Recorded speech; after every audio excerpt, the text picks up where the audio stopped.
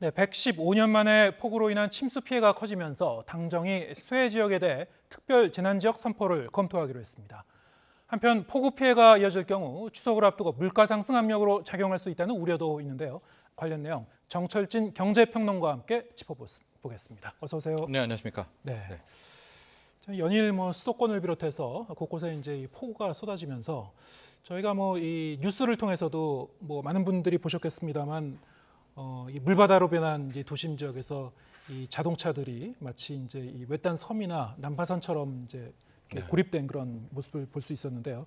이렇다 보니까 이제 자동차 침수 피해가 굉장히 급증한 것 같아요. 네. 피해 규모가 어느 정도 된다고 하나요? 그렇습니다. 이번에 이 많은 폭우로 인한 피해 집계 좀 더 시간이 걸리겠죠. 그런데 현재 가장 먼저 또 정확하게 나름 집계가 된 것이 말씀하신 이제 침수 피해입니다. 벌써 거의 7,000건 넘는 7,500건 네. 넘는 피해가 접수가 됐다라고 합니다. 아마 여러분들도 화면에서 많이 보셨겠지만은 강남 지역에 침수 피해가 어마어마하지 않았습니까? 이 7,500건 정도고 금액으로 따지면은 이게 900억대 후반, 거의 1,000억 가까운. 특히 요번에 침수된 것들 지역들이 강남구라든가 서초구가 많지 않았었습니까? 네. 그래서 고가 차량이 많이 포함되고 있어서 아마도 현재 침수 피해만 해도 거의 1,000억 이상 정도가 현재 추정되고 있는 그런 상황이기 때문에 결과적으로 저렇게 되면 실은 그동안에 이제 손해율 같은, 특히 손해보험사들 손해율이 좀 떨어진다, 보험료 좀 떨어질 거다, 이런 얘기들도 했었는데 네. 저 한 건으로 이번 사태로 인해서 손해율도 거의 급증하는, 폭증하는 상황 아니겠습니까? 그렇다면 좀 우리가 기대했던 자동차 보험료가 좀 떨어질 거야라는 것은 이번 사건으로 인해서 굉장히 좀 힘들게 됐다. 이런 것까지도 우리가 생각해 볼 수 있겠습니다. 이 자동차 보험료 네. 이제 산정한 이제 손해율이라는 게 사실은 최근 한 몇 년 동안에 이제 손해율을 봐서 이제 산정하는 거 아니겠습니까? 그렇죠. 그런데 이번에 이제 너무나 많은 피해가 한꺼번에 나서 이게 네. 이제 그 자동차 보험료에도 앞으로 영향을 줄 수 있다는 거죠. 그렇습니다. 그동안 코로나19 나오고선 교통 차를 많이 안 갖고 다니고 그래서 네. 야, 손해율 좀 줄어들게 되겠구나. 그러면 자동차 보험료도 이제 좀 떨어지겠지라는 기대가 좀 있었거든요. 근데 이번 사건으로 인해서 아마 어마어마하게 또 손해율이 커질 것 같고요. 그렇다면 자동차 보험료 인하는 좀 힘든 또 그런 국면을 보게 된 것 같습니다. 예, 알겠습니다. 그런가 하면 이제 이 차 침수 피해뿐만이 아니고 주택 침수 피해도 있었고, 그리고 특히 이제 재래시장, 전통시장 상인들이 여러 가지 이제 침수 피해를 입은 부분도 많이 있었죠. 네. 특히 이제 이런 분들 보면은 이 추석이 이제 이번에 이제 9월인데요. 한 달 정도 남았기 때문에 미리 이제 상품들을 이제 준비해 놓고 대비하고 있는 분들도 많았었는데 이제 비 피해 때문에 여러 가지로 좀 난감한 상황에 놓인 분들도 많은 것 같아요. 네. 지금 이제 이 재래시장 쪽, 특히 소상공인 영세상인들 피해가 어느 정도 된다고 하나요? 일단 말씀하신 대로 전통시장의 피해가 컸습니다. 네. 대형마트라든가 이런 곳들도 지하주차장이 잠긴다든가 이런 것들도 있었지만 물류창고 자체에서는 침수가 됐다거나 이런 것들은 아직까지 잘 많이 접수가 되고 있지는 않거든요. 네. 근데 전통시장 같은 경우에는 실은 물류창고라든가 이런 게 따로 없죠. 또 추석 대목을 맞이해서 많이 물건을 좀 쟁여놨겠고요. 이런 상황에서 고스란히 이번에 이제 폭우의 피해를 받게 됐는데 현재 신고 들어온 곳이 서울 수도권만 60곳이 넘습니다. 60곳이 넘고 이걸 점포수로 환산하면은 거의 1,200곳도 넘게 될 것 같은데 지금 각종 이 침수 피해들이 이제 속속 전해오고 있고 이 침수라는 게 잘 알겠지만 한 번 이렇게 물이 덮어가게 되면 거의 그 물건을 쓸 수가 없게 되거든요. 네. 다 소용이 없게 무용지물이 됐다 이렇게 볼 수가 있을 텐데 이제 이렇게 되면서 당국에서도 어떻게 지원을 할까 이런 지원책 마련에 고심을 하고 있습니다. 네. 지원책이라면은 금융권을 통한 금융 지원도 있을 것이고 네.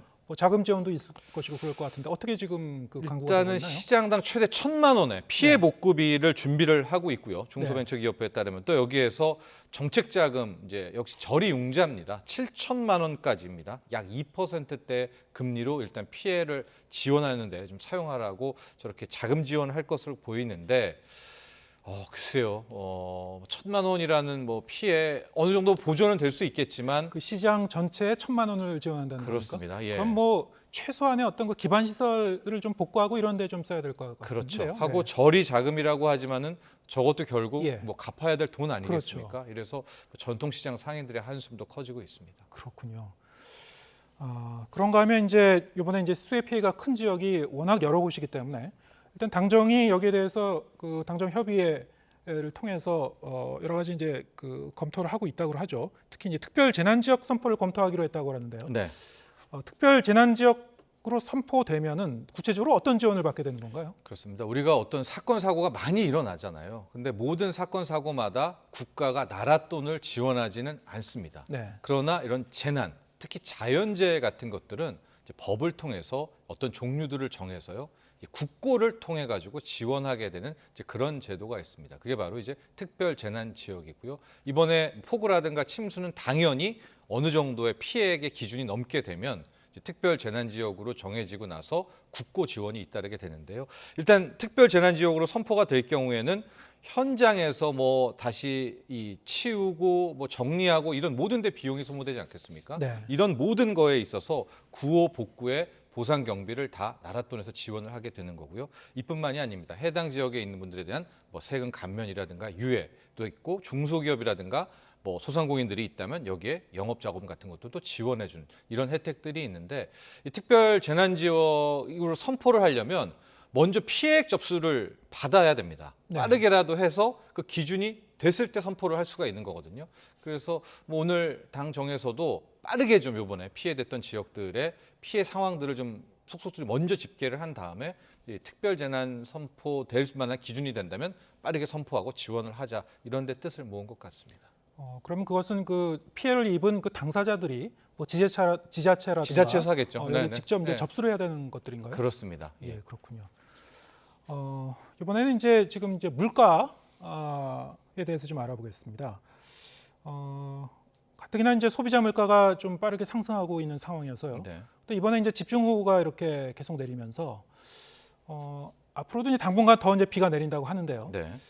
자, 이 폭우 피해가 이 소비자 물가 상승률에도 좀 더 압력 요인이 되지 않을까 뭐 이런 그 우려도 있는 것 같습니다. 어떻게 보시는지요? 굉장한 상승 압력으로 작용을 할 겁니다. 일단은 이번에 폭우 피해가 나오기 전 이것을 빼놓은 올 한 해 이제 통계 전망치가 있습니다. 보면은 현재 이런 상황이라면 올 한 해의 연간 물가 상승률은 지금 5%가 넘을 것으로 보이고 있거든요.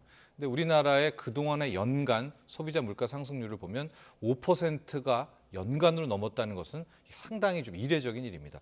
가장 높았던 것이 이제 1998년 그때가 IMF 외환위기였었고요.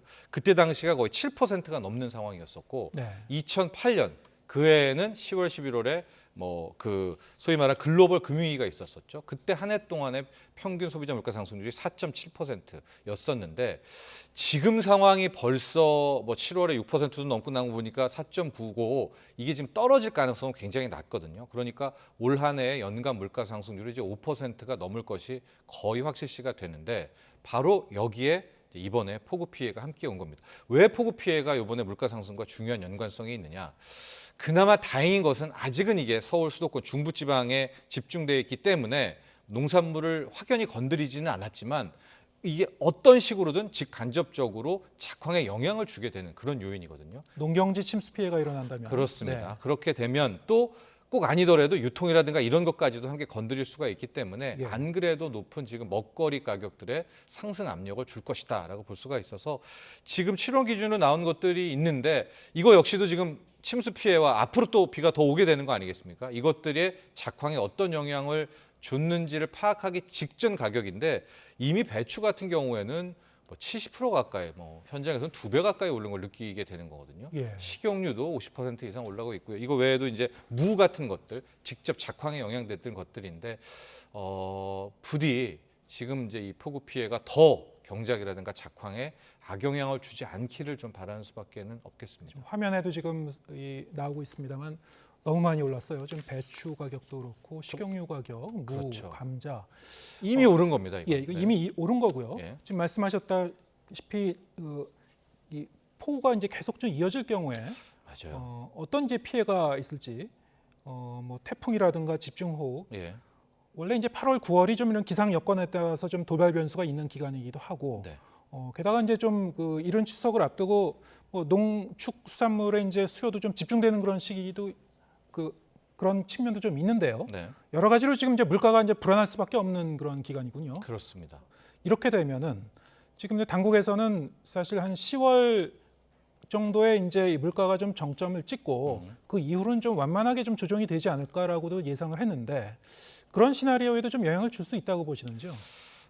추경호 경제부총리가 말씀하신 대로 이제 9월, 10월 소비자 물가 상승률 정점론을 이야기를 했었죠. 네. 그 이유 중에 하나가 연간으로 봤을 때 물가를 가장 건드리는 포인트가 역시 추석이라는 명절입니다. 네. 명절 물가가 있었기 때문에 안 그래도 높아가는 것들이 명절 물가까지 치고 나면 거기서 피크아웃을 보고 그 다음은 떨어질 것이다라고 아마 이런 어떤 속으로의 계산이 있었기 때문에 그런 이야기를 한 게 아닌가 싶은데요. 크게 두 가지를 좀 더 살펴봐야 될 것 같습니다. 만약에 정말 9월, 10월에 정점을 치려면 가장 중요한 것은 국제 유가의 흐름입니다. 이거는 이제 대외 변수라고 할 수 있겠죠.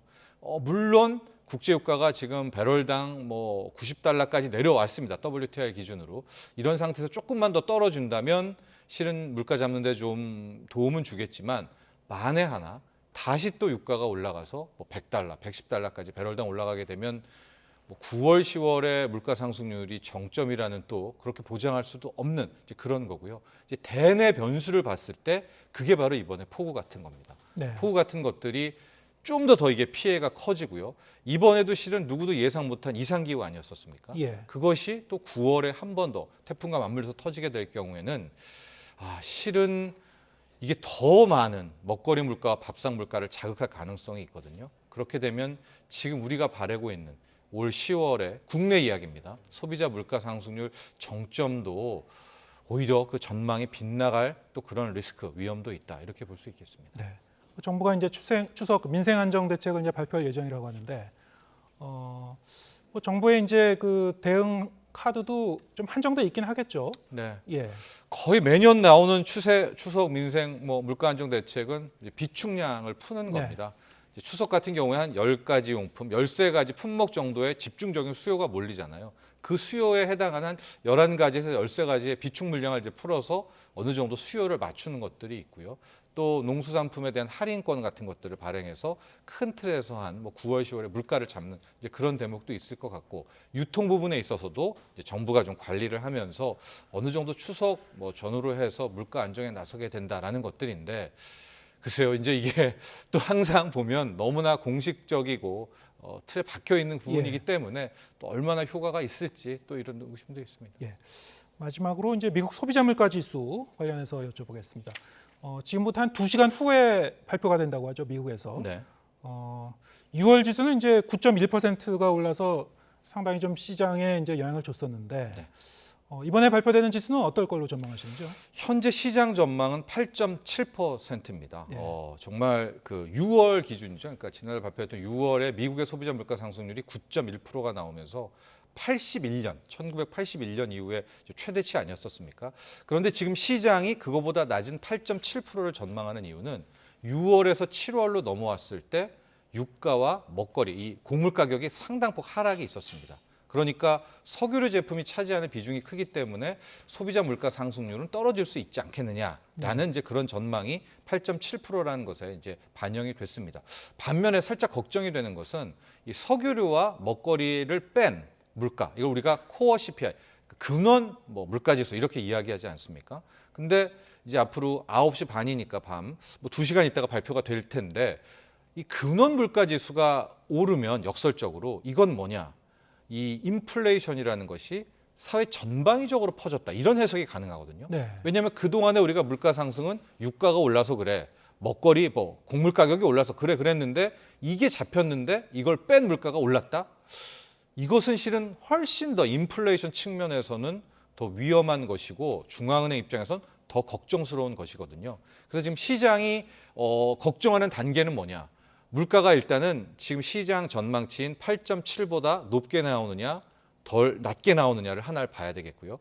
그 다음에 이제 근원 물가가 어느 정도 수준까지 올랐느냐를 이제 확인해 봐야 될 것 같은데, 네. 저는 어떤 식의 결과가 나오든지 간에 지금 나오는 연준의 긴축 행보 있지 않습니까? 예. 이제 8월에는 없으니까 이제 9월에 또 금리를 올리게 될 텐데 상당 부분 이 금리의 인상에 대한 부분들은 요번에 조금 덜 나왔다고 해서 9월에 0.5로 한다든가 그럴 가능성은 좀 낮아 보이는, 저는 어떤 식으로든 강력한 긴축은 좀 더 이어지지 않을까 예. 또 이렇게 전망을 하고 있습니다. 지난 5일 뭐 고용 상황 보고서 같은 경우에는 이제 이 고용 상황이 상당히 좀 또 좋게 나왔기 때문에 그건 네. 또 금리 인상 요인이 되는 것이죠. 그렇죠. 네. 오히려 더 강력한 금리 인상을 할 수 있는 좀 뭐 하나 이유를 줬다 이렇게 예, 볼 수 있겠습니다. 알겠습니다. 정철진 경제평론가와 함께했습니다. 고맙습니다.